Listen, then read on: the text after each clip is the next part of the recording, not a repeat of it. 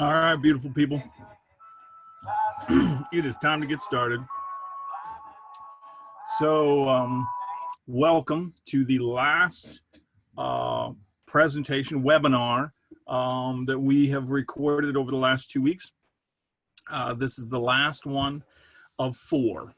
And this one is about 3 of the typical ways that people write the discernment paper. And I want to dive into that, talk about those 3 ways, and talk about some of the theories that you will be reading about in the readings for this coming week in preparation for writing that paper. So there's a couple things I would like to show you before we get into the presentation. So if you follow me over here to our wonderful Canvas course shell, you'll see that a new announcement is put up here. And we'll click on it. And this announcement is telling you that you are not alone in writing this paper, that we are here as we have always been, and we're going to do a little more than what we've always been. And this announcement is telling you that there's going to be an open Zoom discussion meeting pretty much all morning next Tuesday and Thursday, the 21st and 23rd of April. We're going to open up a meeting. You can pop in anytime in between there, 8:30 to 11:30. Anytime, come in and talk to us about the discernment paper, about the readings, that sort of thing. So what this particular announcement is telling you is 8:30 to 11:30, Tuesday and Thursday of this coming week.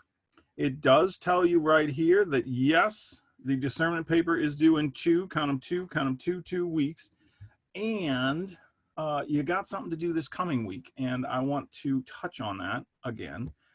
If you click on this link here, it will take you to the upcoming Engage and Reflect assignment, the one that is due this coming week. It's all about conceptual change theory. Told you about this a long time ago. We're finally here. And if you scroll down, you're going to see that there are particular texts here that we wanted you to divvy up in your strand team. There are 8 different articles. You don't have to read all 8. However, if you don't read all 8, and this tells you this right up here, make sure someone in your strand group engages with article number 3 and article number 4.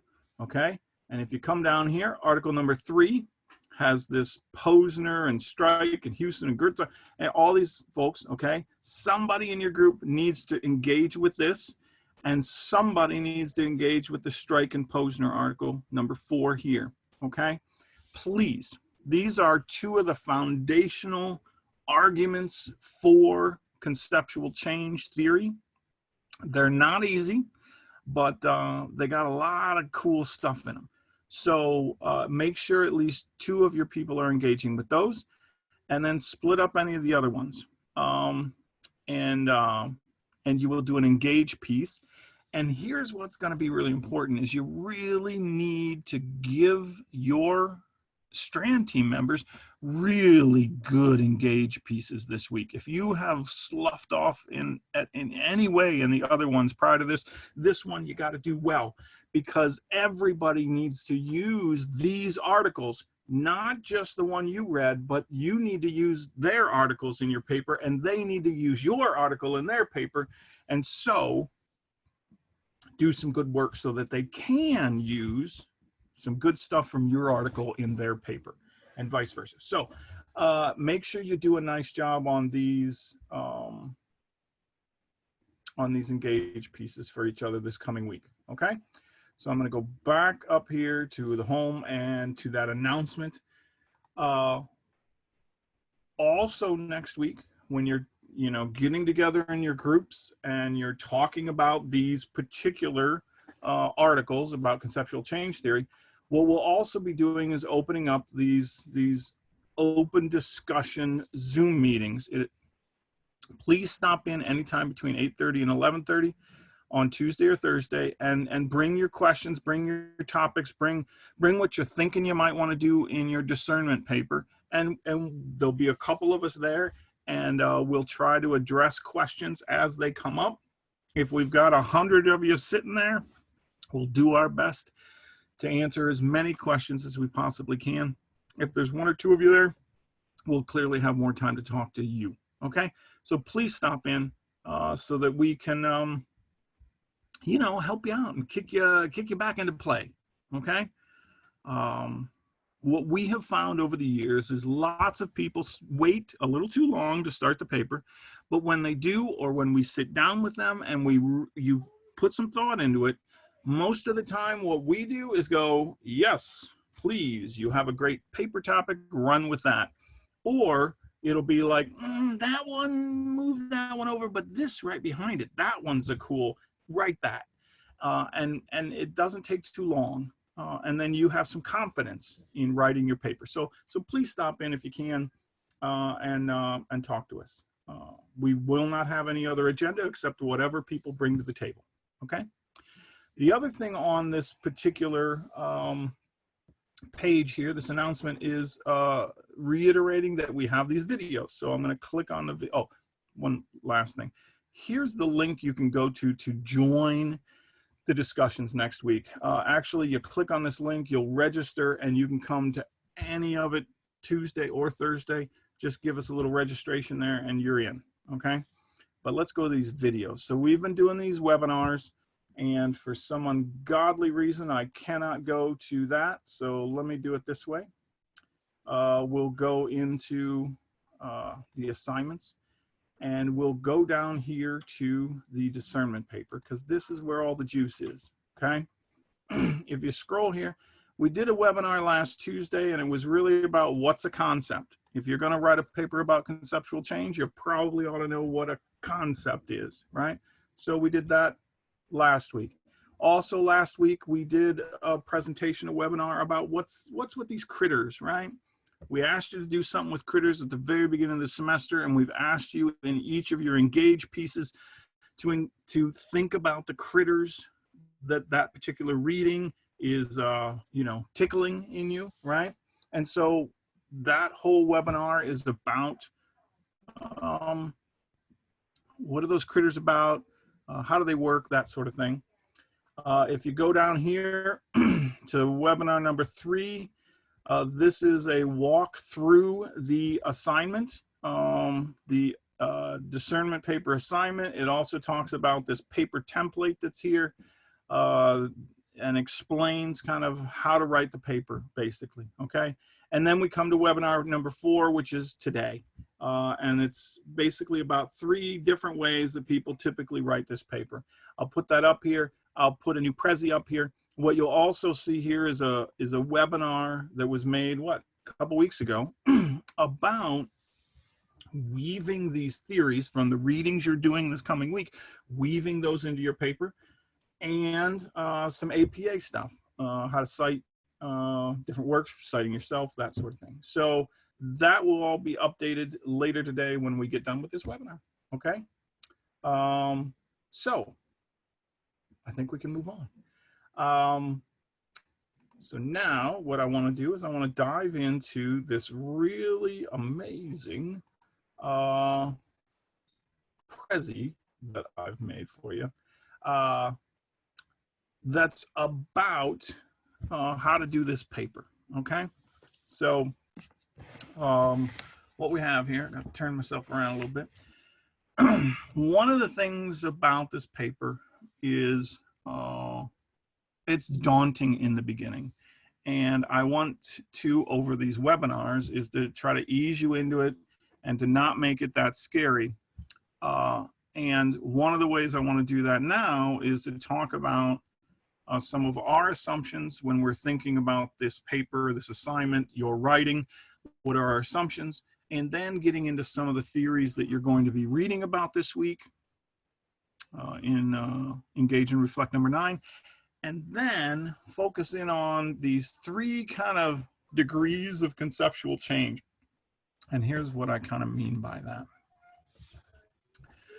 What we're asking you to do in this paper is to describe to what degree you have experienced conceptual change about something in the field of education during the last 3 months, during the time period of this particular course. Now, what does that mean? To what degree? You may have had a little bit of conceptual change. You may have had a decent amount. You may have had a chunk. You may have had a bread box worth. You may have a truckload worth of conceptual change. You may have had full, complete conceptual change. What's the degree that you have had conceptual change? And it is completely acceptable to say I've had no conceptual change. It's completely to say I've had 10%, I've had 12%, I've had 77%, I've had 100%.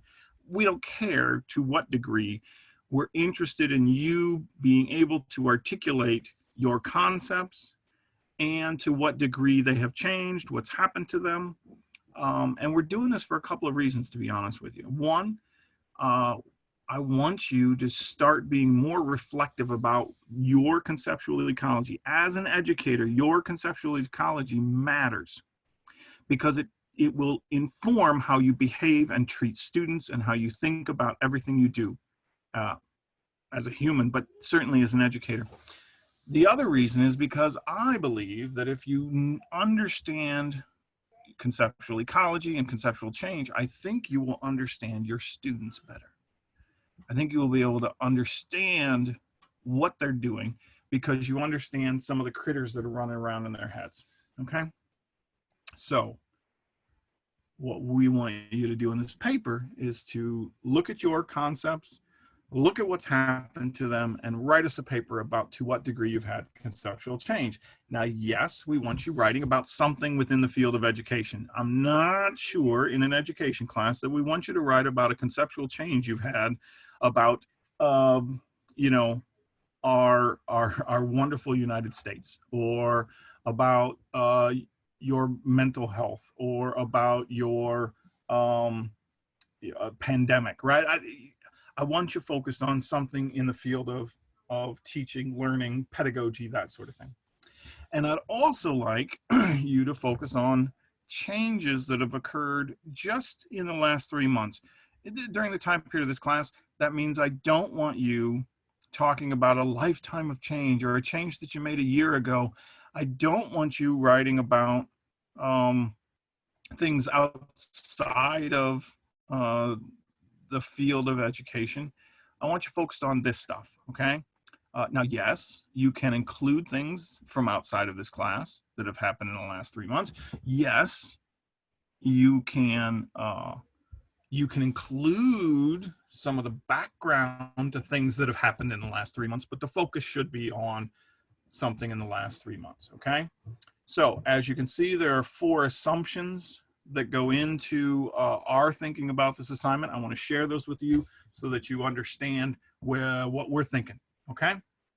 So the first one, don't, please don't try to say you've had concept change if you haven't. And this is one of the things that people get boggled up by, is they think, well, they've assigned me a paper that says, tell me that you've had conceptual change, and that is not what we've told you to do. Instead, we've said, to what degree have you had conceptual change? And so it's a little harder because you actually have to think about it, and you have to think about yourself. And you have to think about, have I had conceptual change, and where have I had it, okay? Do not write a paper that says, oh yeah, I've had conceptual change because Vroman wants me to have conceptual change. I don't. So don't even try. And frankly, if you try to, stuff conceptual change where it hasn't really happened, it will be clear in your paper. This one's really a hard paper to bullshit. Now, I know people have done it, but it's hard because usually we'll see it. It will be blatant. It will be screaming, I am bullshitting you. So please restrain yourself a little bit, okay? My own assumptions about conceptual change is it takes a heck of a lot longer than 3 months. It takes some concerted effort. And to be honest with you, I'm not even sure it happens. So I've been teaching this paper for about 7 years now. And I'll be honest with you, I'm not even sure we change our concepts. But it's a worthwhile effort to analyze whether we have or not and to what degree we have. So that's why I'm making you do it. I do think you could have full conceptual change happen in the last 3 months, but personally, I think the only reason that would have happened is if you were well down the path already towards changing a concept, and we just happened to be here when it happened, or we might have pushed you over the edge a little bit, or somebody in your strand team might have, nudged you over the edge. But most people don't write papers that say they've had full conceptual change, and that's beautiful, that's great, that's wonderful. There's something else, and this will come in a little later in the presentation. There are other things that happen with our concepts that aren't under the change category, okay? And by that I mean, one of the major theories is that we are able to change our concepts. But there's a lot of theorists out there who don't think we do that, and they think that something else happens with our concepts. We may not change them, we may do some other things, and I'll present that in a little bit, but I want you thinking about that. Like, maybe I haven't had conceptual change, but maybe I've had something else happen. So write about that, okay? So let's focus a little bit and say, what the heck is conceptual change? And when you're reading the articles this coming week, you're going to see words like accommodation.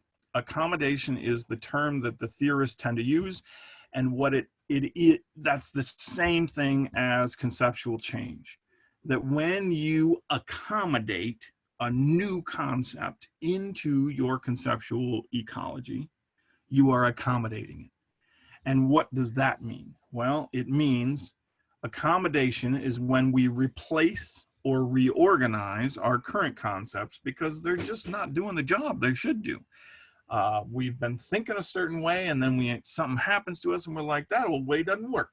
That old way is failing me right now. It's not answering my questions. It's not helping me think through this problem. It's failing me. And when your old concepts are failing you, it usually makes you go, oh, I wonder if there's another concept out there. And if there is, and you like it, and it works better, then you accommodate it. So what conceptual change is accommodation. What accommodation and conceptual change is it's all about replacing old concepts with new ones and reorganizing our conceptual ecology. So what we're asking you to do in this paper is to say, to what degree have you replaced and reorganized an old concept in your conceptual ecology? That's it. Okay? So what you got to do is you got to pick a concept that you're going to write about. You're going to have to pick a concept that you have seen maybe some change in, or one that you've seen no change in, and you're going to write a good 8 to 10 page paper on that. Now, I'll be honest with you, I've been thinking about this a lot lately, and it seems to me that if you're going to write a paper about conceptual change, it would really be helpful if you chose a concept that maybe you found to be wrong. That maybe in the last 3 months, you've had an experience where you've been confronted with some information, you've been confronted with some experiences where you've realized that you have a misconception. And that's what you're going to read about in some of these readings, is they're going to talk a lot about misconceptions, okay? And maybe a good way to start this particular paper is to think about, do I have any misconceptions in the field of teaching and learning where I've figured out that what I thought is actually wrong? If you can't do that, that's fine. But if you can, I think you're a little step ahead, okay? So here we go. That was assumption number 1. Assumption number 2 is do the following things. If you haven't done these things yet, please, please, please, please, please do these things as you get moving on your paper. If you wait until the night before to start this paper, you will fail it. Period. End of sentence. Okay? So, first thing I want you to do is I want you to watch the videos that we've been making, the webinars we've been recording. They are what we would have done in class to prepare you. And we would have ordinarily, if we were in class, spent the last couple of weeks talking about it. And that's what we have done in these webinars. Okay? So do that. Number two, we want you to talk with us, which is why we have set up office hours, which is why we have been available to you via email, text, and so forth. It is why this coming week we've set up these Zoom discussions so that you can come and talk to us. It's why we did the webinars, so that you could come while we're presenting and we can answer your questions, okay? Third thing, we want you to dig. We want you to dig into the things you have done in this class, all the articles you've read, all the engage and reflections that you've done, your unknown known paper at the very beginning of the semester, your class notes, even the engage and reflect pieces from your strand team, right? Read them again and mine them to see if you can find evidence of concepts, beliefs that you have, and any changes in them. You know, you would never probably have written, I have had conceptual change, you know, on this concept. That you're not looking for that. What you're looking for is when you start writing about what you believe, right? When you start going off about something, when you've written anything that reveals that maybe something's changing with the way you're thinking about something, bam, that's the stuff you want to pull out, because you're going to use that in your paper. Okay? The last thing I want you to do is read the articles. You've got, for the Engage and Reflect assignment number 9, you've got those articles, and you must get reading those, because they're due this coming week, and they will inform your paper. If you don't read the article, you're going to have a hell of a time writing this paper. Okay? All right. Number 3. We want you, well, you need to use the theories in those articles that you're reading. You need to use those. And I'll talk about this in a little more. But what these articles and these theories do for you, and not just these theories, all kind of philosophy and theories and so forth. What we do, we use those to help us think and to help us organize, like your paper. So, you got to read them. And then you have to get together with your strand group and share with each other, because you're all reading about conceptual change, and you're all going to read about some of the theories I'm going to share with you in a little bit, or you'll read parts of them, and you're going to need each other to feed each other different ideas about conceptual change. And so use these theories, because you will have to use them in your paper, okay? Yeah. And then number 4, the fourth assumption we have is that the best papers will be if you merely write what is. I used to have a boss who would tell me to do this. Just write what is. Don't bullshit. Don't make up things. Don't try to be flowery. Don't try to make it perfect. Say what is. Be direct. Describe the thing, but just say what is. Okay? What this means is each one of the discernment papers that people do in this class are unique. They are each individual's paper, talking about their particular concept, about their particular conceptual ecology, about their particular change. And so they're all different. So if you talk to each other, be gentle with each other. You may have to ignore what all these other people are saying, because you need to write what is for you, okay? We've had thousands of these discernment papers written over the years, thousands. And each one is unique. And so embrace that. If you're talking to each other and you're saying, what are you going to write about? And you tell them and they go, that's not what that paper's about. They may be right. but they could be tragically wrong. They could be mistaken. They could have a misconception about this paper. And I would rather you double down on your belief, as long as your belief is that this paper will be challenging to write. It will require you to be self-reflective. It will require you to read the articles and use those articles in your paper. If you believe that, then you're on the right track. But what concept you write about and how you talk about it and all that other kind of stuff could be incredibly unique to your paper. So be gentle with each other when you're talking about it. We will be gentle with you when we're asking you about, well, what are you going to write? You might say, well, I'm going to write about this. And we're going to say, well, tell me a little bit more about that. Because it could be good or it could suck. Okay? So we need to know as much as we can about how you're thinking about it in order to give you good advice about the paper.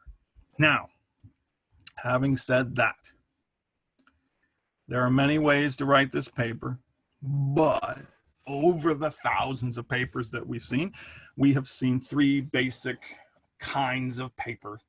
And I want to share those ideas with you so that you have some parameters to go by. We are not giving you a model of the paper because you'll just write whatever the heck that model is. We want you to write your own paper. Instead, we'll give you some suggestions. So there's three papers. The first one is what I would call the It's Not Happening paper. And the It's Not Happening paper means concept change ain't happening for me. And there's lots of people who write a paper that says, didn't really have any concept change.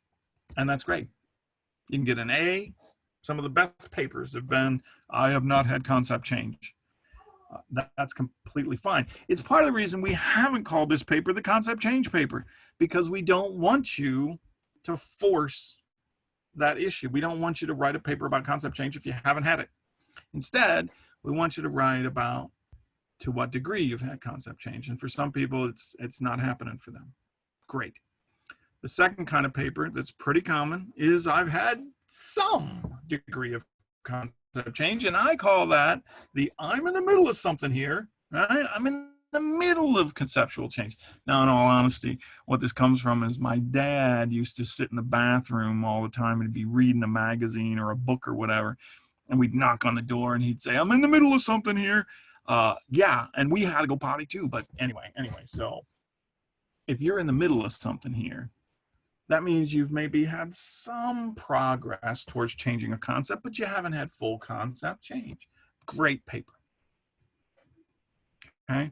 The third kind of paper is what I call the holy smokes, I'm on fire paper.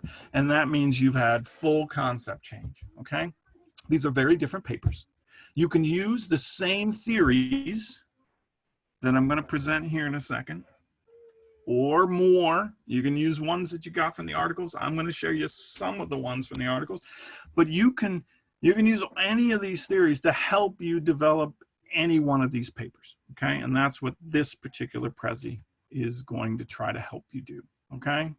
So what you see here on your screen is 1, 2, 3, 4. And these are 4 different kind of theories, notions, that I have pulled from the articles that you're reading this coming week. And I want to explain them a little bit. So maybe it will help you read those articles, but also to maybe point out ways that you can use these theories, these notions about conceptual change in your paper. Okay. So the first one up there is phases of conceptual change. I want to talk about what the theory says. We go through these phases of change. The second one is about conditions for conceptual change. So there are certain conditions that need to be in place, and if those things are in place, then you've had conceptual change, okay? Third one is your conceptual ecology, which there is a complete webinar on your conceptual ecology. I think it's webinar 2. So check that one out for more detail, but I'm going to get into some of that. And then the fourth one on the screen is about other notions, a couple other ideas that I think are kind of interesting that you might want to use in your paper. Okay, so let's dive in. So this is something that I have talked to you about already. Actually, I presented it like the first or second day of class. but I really haven't focused in on it ever since. And so what this is the theory that there are three phases to conceptual change. And this comes out of, you'll see I have citations throughout here, and that is to help you find these things. So there's the Compton article, which you should be able to find if you go into files on Canvas. You can probably dig this article up. But it's an article about how pre-service teachers have misconceptions about online education. And in there, Compton and other authors have laid out this notion that there are three phases to changing your concept. And so let me kind of tell you what those are again to remind you. So the first is there's a pre-dissatisfaction phase. And then there's that bar there that says something happens. Something happens to you that leads you into the dissatisfaction phase. And then something happens to you and that leads you into the post-dissatisfaction phase.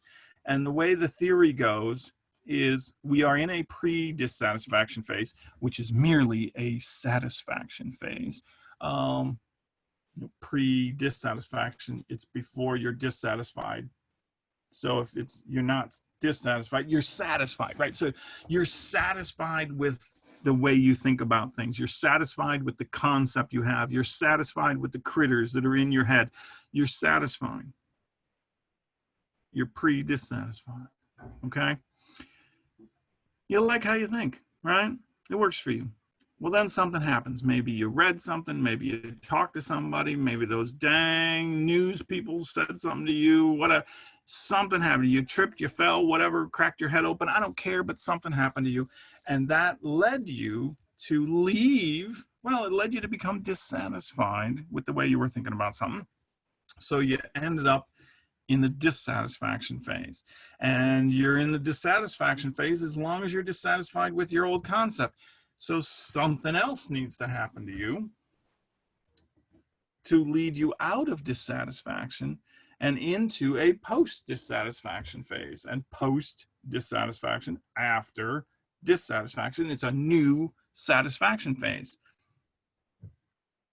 Something had to get you out of there. And maybe you read something, you saw something, you had struggled hard, you had some experiences, and thus that led you to come up with a new concept to replace the old one that you were dissatisfied with. You got a new concept and you're satisfied with that new concept. That's the post-dissatisfaction phase. So you can use this in your papers, right? You could say what stage you are, what phase are you in? You could write a paper that says you started in pre-dissatisfaction and you end in pre-dissatisfaction. You could write a paper that says you're started in pre-dissatisfaction and now you are in post-dissatisfaction. Part of what you could do in your paper is tell us what phase you're in. And what would be helpful is if you described, hey, here are three phases. Here's where I'm at. Here's what happened to me. Here's where I'm going. Oh, I didn't go anywhere. I'm still back at pre-dissatisfaction. All right. Heck, that's a page or two right there in an 8 to 10 page paper. Okay. So here's a couple notions you ought to know about this theory. People do not leave the first phase unless they're dissatisfied. You don't go into the dissatisfaction phase unless you're dissatisfied, okay? And by dissatisfied, it doesn't mean you're pissed off. Dissatisfied means that your old concept isn't working for you anymore. That you've encountered something new, something's happened to you, and you don't like how you think. And I'm going to give you a weird example to help with this. Hitler. My dad was a high school history teacher. We had books and magazines all over the place.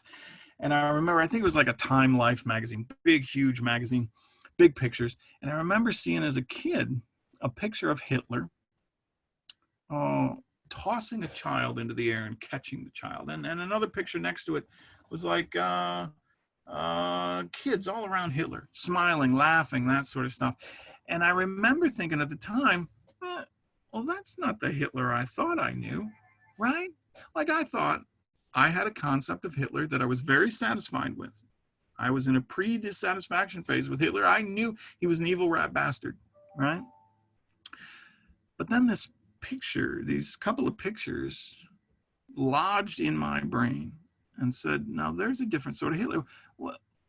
Is he throwing those kids into a furnace? Ah, that makes sense. No, he was throwing them like I've thrown my own children in the air and caught them, right? Like I had done to me when I was a kid. It was a joy. He's doing that? Wait, how could an evil, pure evil human being do that? And how could these kids not see that he's evil? That he's probably taking them down to his dungeon to eat them, right? But they weren't, and he didn't. And so this created some discord in my brain, in my conceptual ecology. And so I entered into a dissatisfaction phase for probably 20 years or more. And I stayed. And so here's the deal. I don't like Hitler. So dissatisfaction has nothing to do with whether I like my concept, you know, the concept I'm dealing with or not. I don't like Hitler. But I was satisfied with my understanding of him as an evil rat bastard. That was satisfying to me. Okay?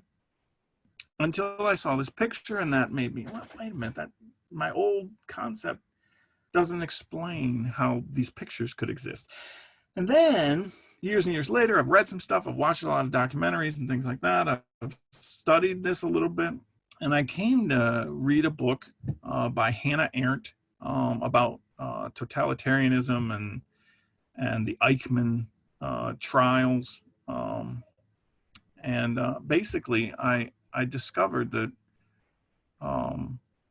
that maybe Hitler isn't evil, or at least no more evil than the rest of us, and so I've come out with a different concept now of Hitler, that he was human like I am, and that if I don't watch it, I could be like him. And so it's a different concept of Hitler, and it's certainly a different concept of myself. Because, you know, I'm all good and just and right? Well, no, I'm not. I think each one of us has the potential to become Hitlers. So watch it, okay? So these are concepts. I was satisfied with how I thought about Hitler, then I wasn't, and then I came up with a new concept of him that I am now satisfied with. It just makes me unsatisfied with my own concept of myself. But that's a whole nother paper. Anyway, so let's look over here. There's 3 bubbles here on the side, and they're the 3 kinds of paper. The It's Not Happening paper, the I'm in the middle of something here paper, and the Holy Smokes, I'm on fire paper. And I want to show you kind of how you might use some of this phases of conceptual change in whichever paper you're going to write. And so over on the left-hand side there, you can see pre-dissatisfaction, dissatisfaction, post-dissatisfaction. Those are those 3 phases. And on the right side, you can see, well, follow along. So this is the paper that says you have not had conceptual change. And so maybe you have not had conceptual change for a couple of reasons. One is maybe you're still in the pre-dissatisfaction phase. You're still at number 1. You have not become dissatisfied with the concept. The concept you've had for 20 years is still the concept you have. Great. Say that, cite them, you know, and say, it's okay. I haven't become dissatisfied. That's why I haven't changed my concept.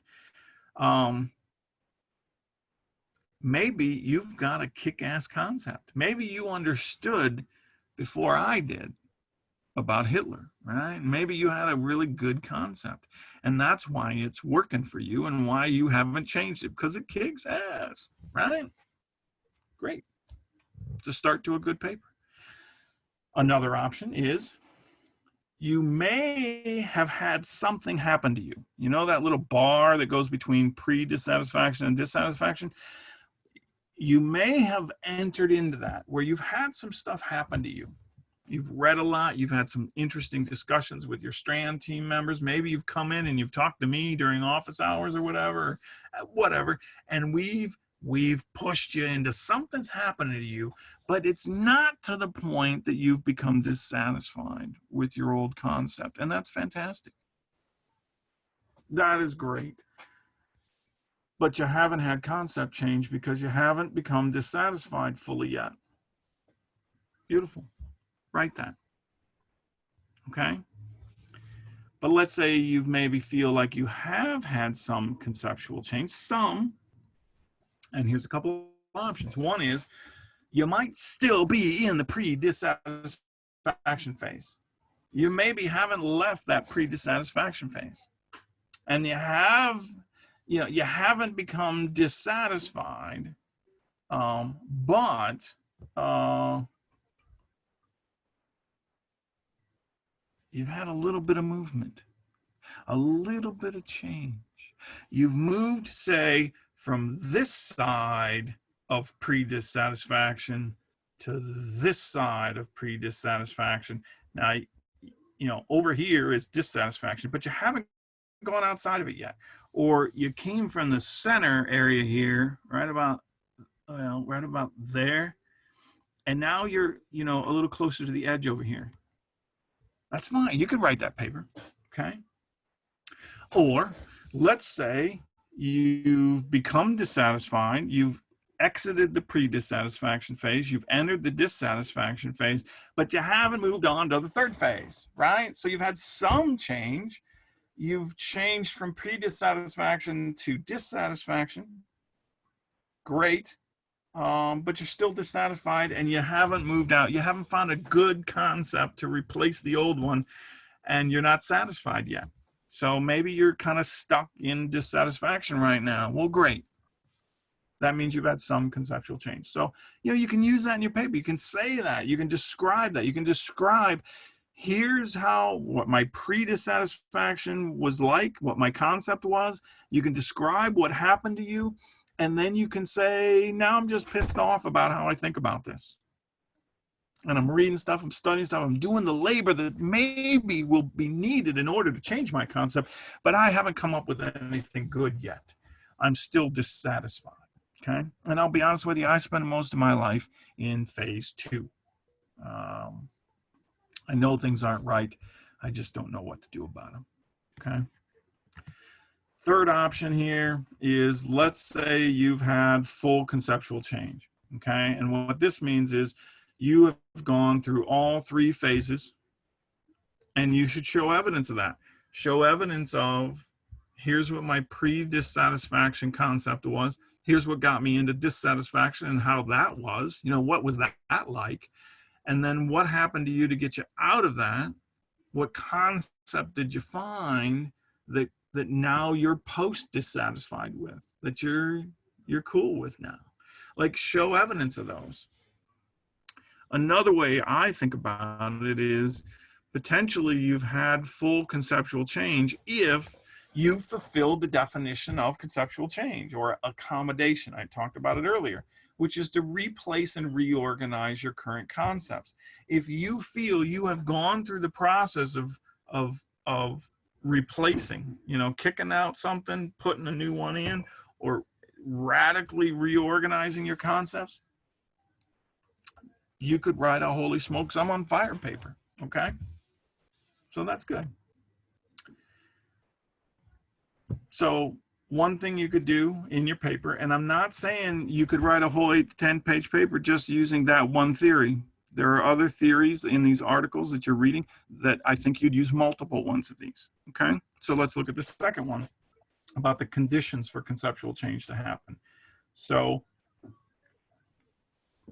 there are 4 conditions for conceptual change to happen. This is you can look down here.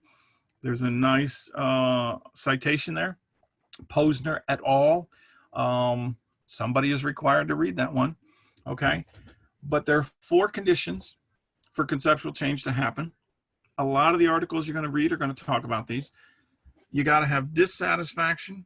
You got to have intelligibility, plausibility, and fruitfulness. There's 4 things. And if you have all 4 of these, then they say that conceptual change has happened, or at least is on the verge of happening. You have the conditions in place for it to happen. So the very first one is dissatisfaction. And I've already talked about this. About Hitler, right? I became dissatisfied with the way I was thinking about it. You must become dissatisfied with your current concept. If you don't become dissatisfied with it, you're not going to change your concept. And one of the ways that they talk about it a little bit is that you kind of lose your faith in your old concept. Like, it's just not working anymore. It's just not happening for you anymore. And if you lose that faith in it, that opens you up for conceptual change to happen. If you don't lose faith in it, there's no reason to change your concept. Okay, so issue number one is you become dissatisfied with your old concept. But according to these theorists, the way you change your concept is you become dissatisfied with this concept, and you've got to replace it with a new concept. Boom, you got to kick that one out, right? Get out of here. And this new concept has to meet the other three conditions. It has to be intelligible, plausible, and fruitful. So what's each one of those? So the new concept needs to be intelligible, which means it needs to make sense to you. Duh. You're not going to, throw out an old concept that has worked for you for years and take in a new concept if it doesn't make sense to you. Okay? Now, you could have things that make sense to you, but they don't meet the second criteria, or the third criteria, which is plausibility. You could have something that makes sense to you, but you don't believe it. If something's plausible, it has to be believable to you. You got to be able to see how that could work, right? And so some people will go, yeah, I get it, but I don't believe it, right?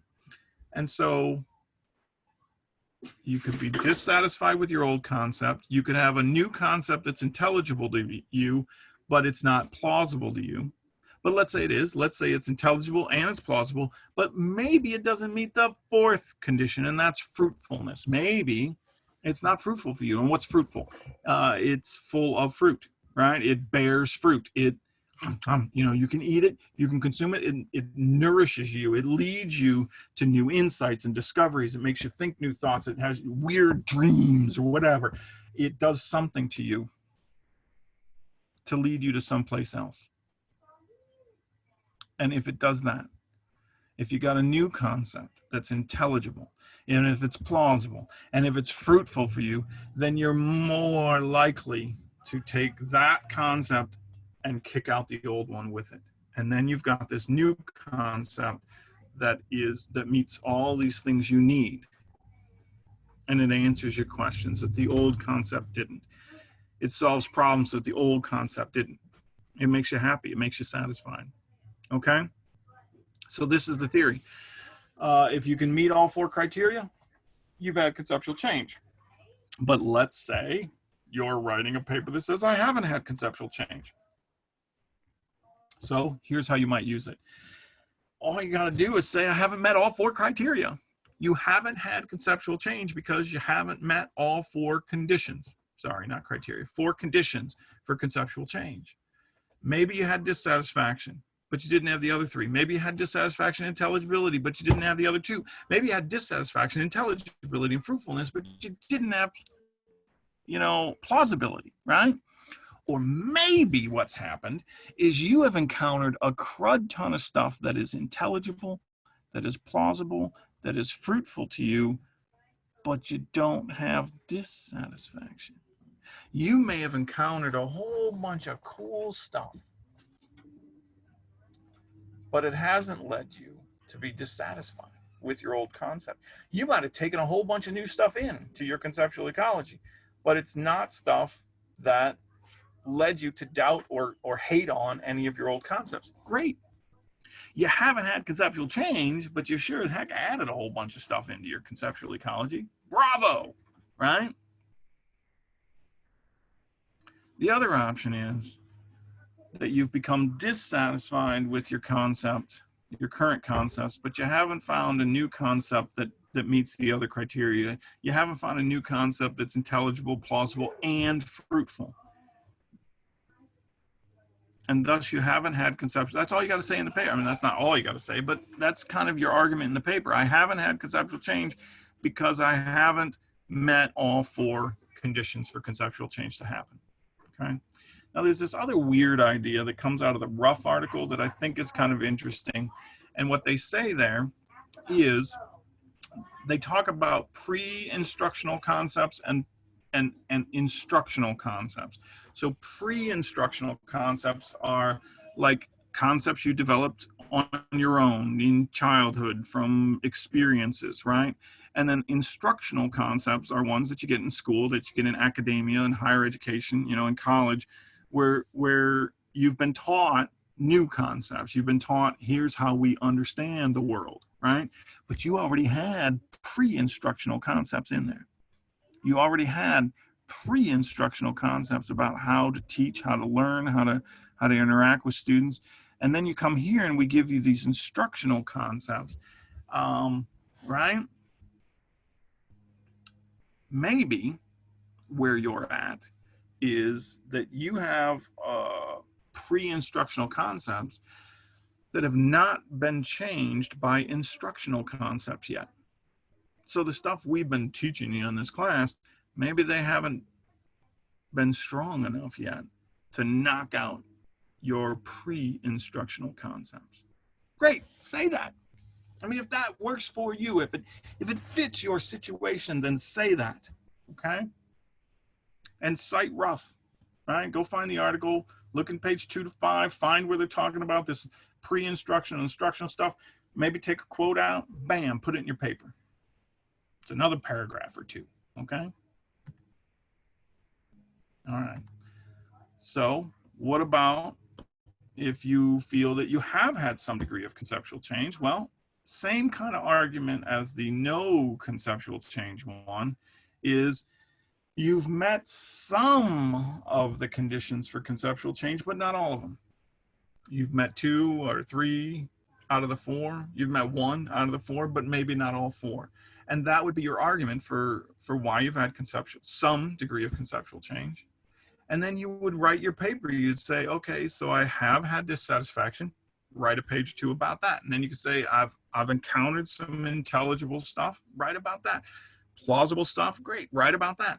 I haven't got any fruitfulness out of it, though. I'm maybe still holding on to my old concept a little bit. I'm in dissatisfaction because I got that dissatisfaction stuff, but I haven't fully gone through all of the 4 conditions. I haven't met all 4 of them yet, okay? So it's very similar to the no concept change paper. It's not happening. But I think it's a little more like positive, it's saying, well, I have met some of these things, the it's not happening paper is a little different tone. I think it's more like, well, I haven't met any of these yet, or I've only met one of them. It's glass half empty. This one is glass half full. See, I'm heading down the path towards it. I've met this one and this one and this one, but I haven't met the 4th. I'll get 4th one sometime. Okay. All right. So let's say instead you're writing the holy smokes, I'm on fire paper. And with this one, you're merely writing a paper that says I've met all 4. And you're going to provide evidence of meeting all 4 of those, right? You're going to show how the new concept that you've picked up is fruitful and plausible and intelligible, right?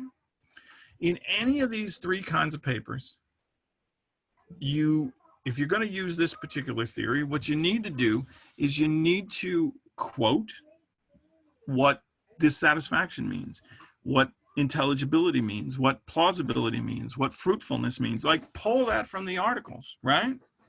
You got to have references in the article anyway. You might as well do it on this, right? Define them, give an example of them, explain the theory that you got to have all 4 of them for conceptual change to happen. If you don't have all of them, then you don't have conceptual change. Right there's a page just explaining these things, right? So please do that, okay? That's basically that theory. Now, you can use those first 2 together, right? I've kind of alluded to it already. You got these phases.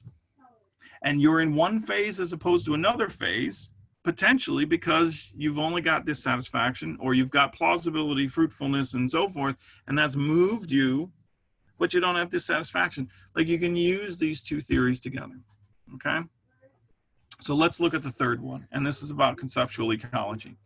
And conceptual ecology, this goes back to those critters, right? That we have these critters in our conceptual ecology, and you can write about this in your paper. You could spend pages and pages and pages going into this.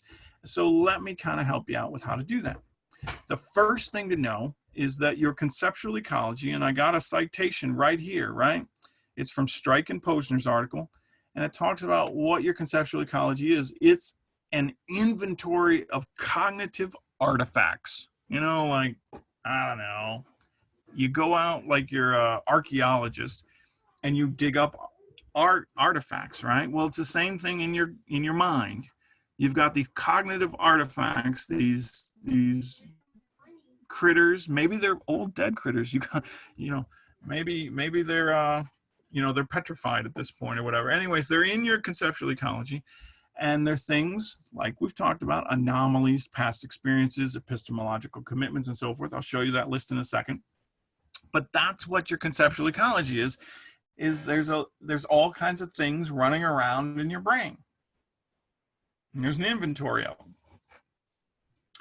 What also is important to note, and this is talked about in Strike and Posner and the Zerbel article, is they talk about how your conceptual ecology has a developmental history, which means it came from somewhere. It developed over time. You weren't just born with a conceptual ecology. You built it yourself. You had things put into it by your culture and your society and things like that. Your past experiences and so forth have led you to have the conceptual ecology that you have. You know, Maria Montessori, she's the one who started the Montessori method and the Montessori schools. She has this notion that, I think she said it something like, the boy makes the man, or the child makes the adult, okay? It was a child version of you who made your concepts, right? It was a younger version of you. It's not the 18, 19, 20, 50-year-old version of you who made the concepts in your brain. It was the 3-year-old version of you who said, "Mom, why is this way?" And she said, "Go ask your father." I mean, you started to develop your concepts before you knew what the hell you were doing, right? So maybe in your paper, you need to write about where your conceptual ecology came from. Maybe you should tell stories and say, here's where this particular concept came from. Here's how I learned it. And that's pages. Pages could be describing your conceptual ecology and where it came from. Okay? And it's all about you. But you can tell those stories in your paper. Okay? There's another aspect of this, and this is the third point down here, is if you're going to talk about concept change, our wonderful theorists out of Strike and Posner here, they say that concepts are not isolated cognitive artifacts. They're not isolated from each other.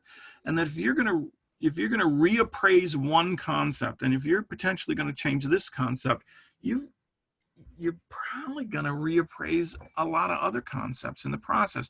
So in this paper, we're asking you to pick one concept to focus in on, but you can write about how changing this one does impact other concepts.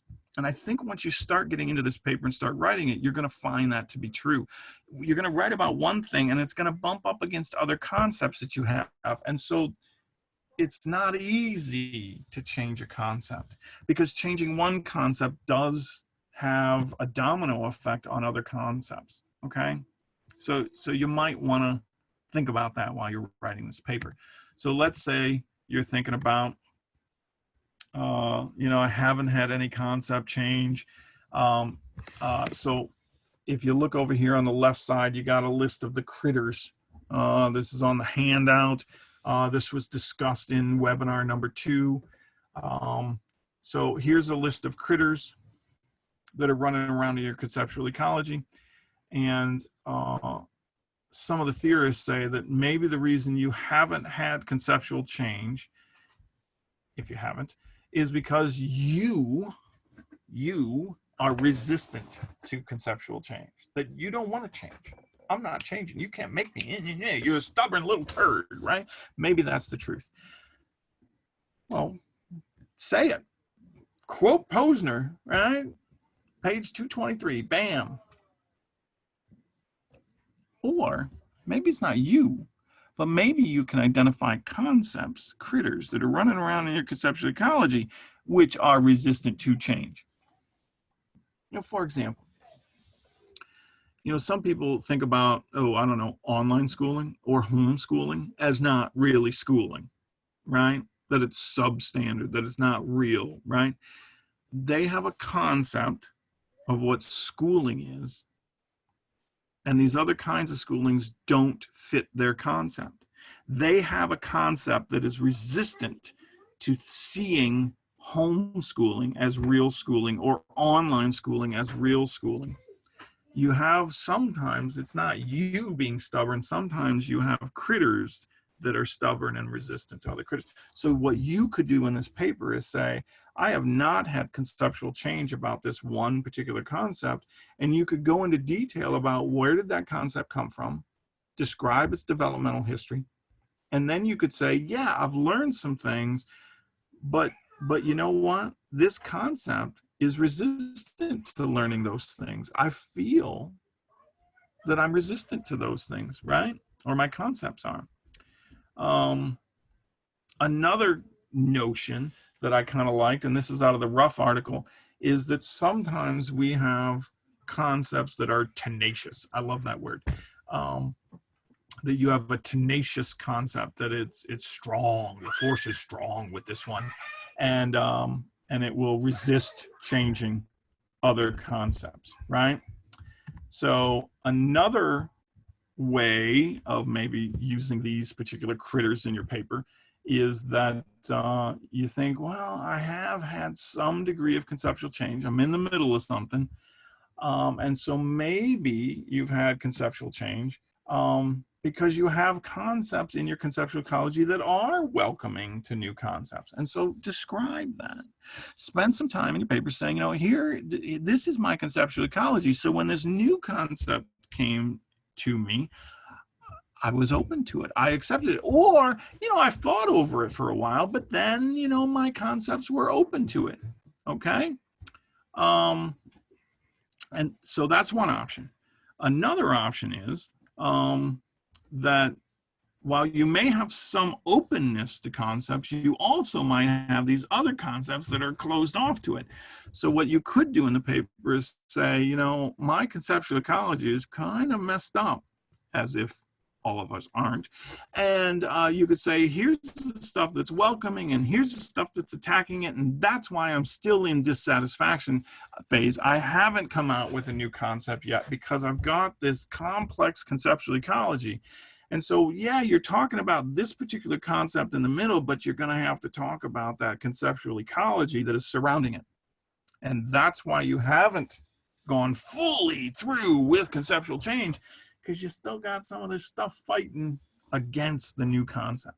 So maybe you're right about that. The key, I think, to using this particular theory in any of your papers is you got to describe some of the critters. You got to describe the history of where these critters came from and why they are open to new concepts or closing you off to new concepts. Okay? So this is kind of similar. The Holy Smokes, I'm on fire one is really, you have had conceptual change, you could say, because these particular critters are involved and allowed me to accept a new concept in. The one that's interesting to me is this one over here, anomalies. So this is one you might use in all of your papers, and it says this. Anomalies are when our old concepts start breaking down. They're a failure in our old concept. 1, 2, 20 failures, right? So what you might do is say, you know, I had all these failures, and describe these different failures of an old concept when it didn't work for you, when it was failing you in some way, when you started to lose faith in that old concept. What happened? So describe those anomalies, and then you could say that's what led to your dissatisfaction with the old concept. I mean, how many anomalies does it take for you to finally give up on an old concept? So you might say, here's some anomalies that led me to dissatisfaction. And then here's an analogy, or here's an epistemological commitment I had that opened me up to accepting a new concept. Whether you accept it or not, here's why this new concept that came to me is I'm even playing around with it, right? Is because I have concepts, critters already that are willing to play with the new one. The other one down is at the bottom, and that's the affective domain and emotional aspects. And so maybe you've got some feelings involved with this, some emotions. Maybe you've got some self-esteem issues that are involved in your conceptual ecology, which open you up to concepts or close you off to new ones, right? And so describe those. I do not think, even if you've had full conceptual change, it's not going to be, I think, a clean, easy path towards conceptual change. I think you're going to have to write about it as some attempts, some false starts, some you know, I kind of started changing, and then I pulled back, and then I went over here, and then I went over there, and then it worked, and then it didn't work. And, you know, I think your paper will balloon in page numbers the more you dig into the real story of what's happening with your conceptuals, your critters in your conceptual ecology. Okay, so that's number 3.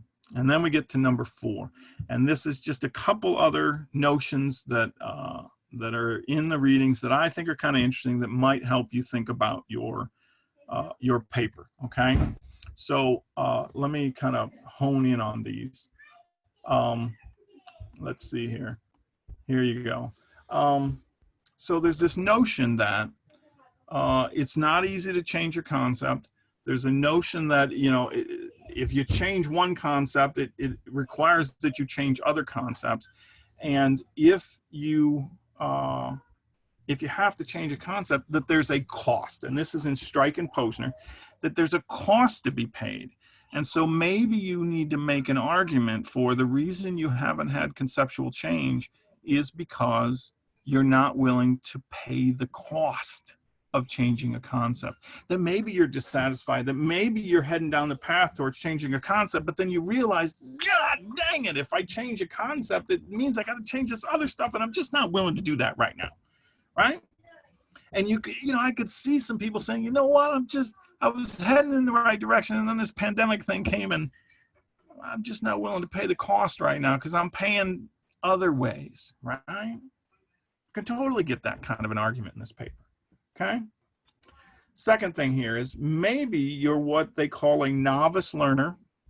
Like, you haven't had conceptual change because you're kind of new at actually being a learner. And don't be ashamed of this. There's 50-year-olds who haven't learned a damn thing in 50 years. But anyway, let's say you're a novice learner and you really don't have concepts yet. You just have what they call intuitions. Strike and Posner are talking about this, right? That you just have some intuitions. And if that's the case, maybe what your paper's about is not changing a concept, but maybe it's forming a concept, right? That you are taking some intuitions and you're actually bringing them together, and you're actually fully forming a concept, which is different than change. It's making, not changing, okay? Now, here's what I mentioned a little earlier, and this is some interesting stuff. This is talked about in the Zerbel and Ruff article, that maybe there are some other theories out there about what happens to our concepts that doesn't include change. There's a lot of other references. If you look at the Zerbel article, if you look at the Ruff article, a couple of the other articles, they talk about other notions of what happens. And so, for example, right here, that maybe you have not experienced conceptual change, but what you have experienced is conceptual addition. You've added to a concept. You haven't changed it. You haven't said, bad concept, get the heck out of here, here's a new one. Then instead what you may have done is is added to an old concept. And that would be awesome, okay? Or maybe what you've had happen is right over here, conceptual fitting. You've kind of fit a couple concepts together. Or conceptual competition right here, that maybe you've experienced not a change, but this battle going on. And so if you have, maybe what you're going to describe is, here's my conceptual ecology, and here's some of my critters that are fighting for this concept, and here's some critters that are fighting against that concept. And what I experience is conceptual competition. And maybe one's winning right now, maybe one's not winning right now, I don't know, but I'm going to get into that competition, okay? Maybe. I don't know. Hold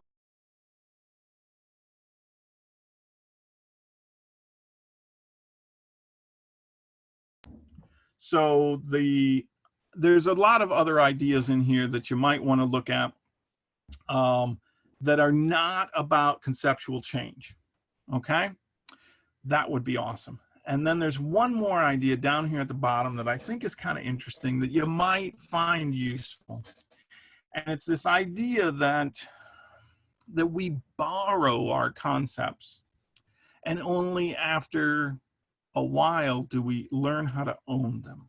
And this makes sense to me, that a lot of the concepts we have, we borrow from other people. We borrow from our teachers, we borrow from our parents, we borrow from our friends who, you know, you got to believe this, right? And we borrow them. But if somebody asked us anything about them, we don't have answers. We haven't really thought about it. They aren't really our concepts. They're my buddy's concepts, right? So maybe the reason you haven't had conceptual change is because you realize that the concept that you're dealing with in this paper it's borrowed.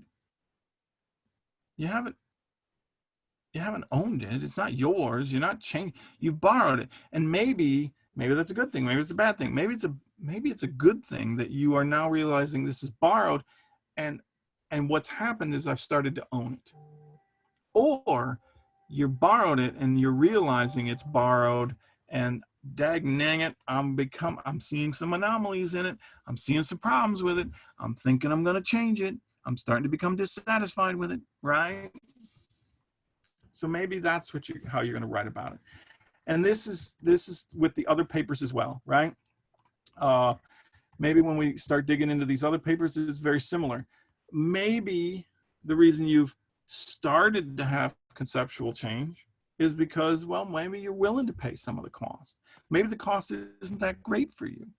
Maybe you've realized that your conceptual ecology was ripe for the change, and this new concept fell in there and it was fertile for change to happen. And so, boom, the cost was not that much, and that contributes to why you changed the concept. Or maybe you've decided to stop borrowing the concepts you have and start owning them. And so describe that. Describe the process you feel you've gone through in order to change from borrow to own, right? That would be great. Just tell stories, right? Paint the picture for us. Same kind of thing happening if you're in the Holy Smokes on fire, you're on fire paper, is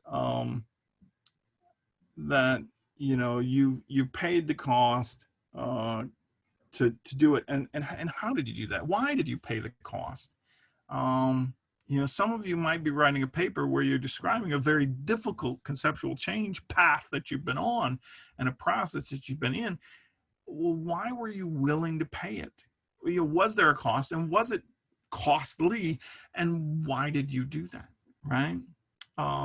Another thing is, you know, maybe you have or haven't had conceptual change because you realize this thing's been borrowed and you're replacing it with an owned. And that is a kind of conceptual change that, dang it, what was that process that you went through in order to realize that you had borrowed concepts? And how did you figure out how to change to an owned concept? So anyway, there's lots of different ideas in these articles that can help you develop your paper, to develop your thinking about your concepts and so forth. And so I'm going to end this presentation with, you know, that kind of an argument of why are we asking you to read these theories and use them in your paper. And there's two basic things: one, to help your thinking, and two, to help your organizing. So what can reading and using these theories do for you? First of all, they give you vocabulary. Prior to reading these articles and writing this paper, you had pre-instructional concepts about what happens in your mind. This particular theory about conceptual change gives you this analogy of critters and concepts and a conceptual ecology that helps us maybe think about how our mind is and how it works and what all it's filled with, for good and bad. And it gives you a vocabulary to describe what's happening in your mind, why you're resistant, why you're open to it, you know, what phase you're in and where it is. It gives you words to use, and that's wonderful. Another thing that these theories do is it kind of gives you more to think about.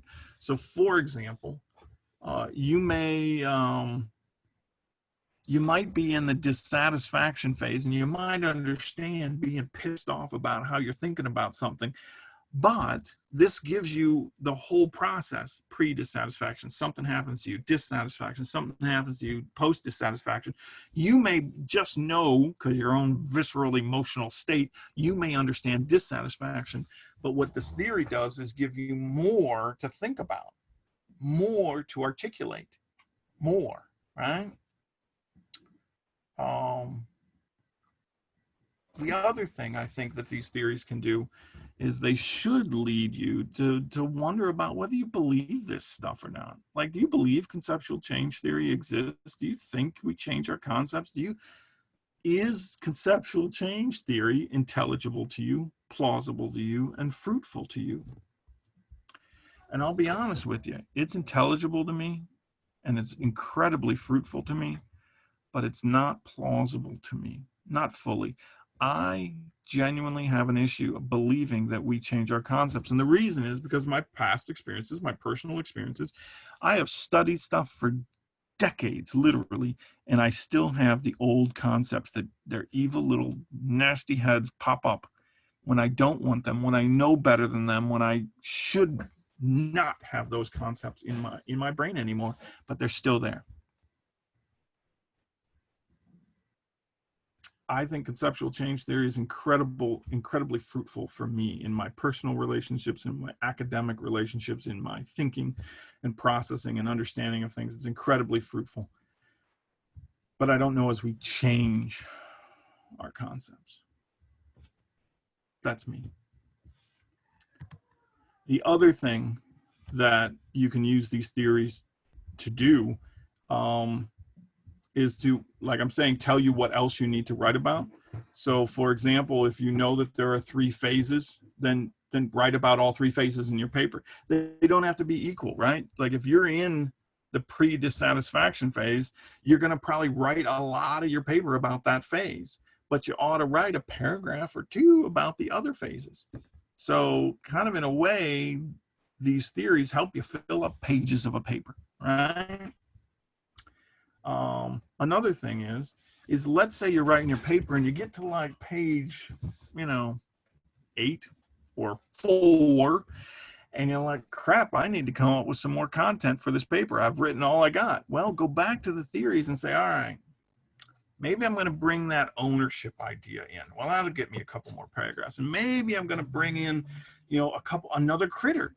I never thought about the epistemological commitments, or I've never thought about the affective domain. So I'm going to write a couple pages on that stuff. Like, it gives you more that you could potentially write about when your brain is shutting down.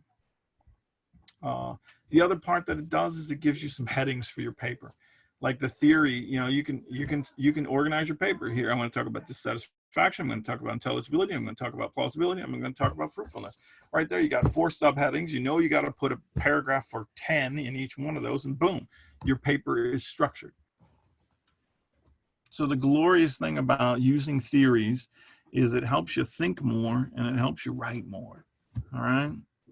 When you are tapped, turn back to the theories and see if they can help you produce some more thoughts, some more things to write. Okay?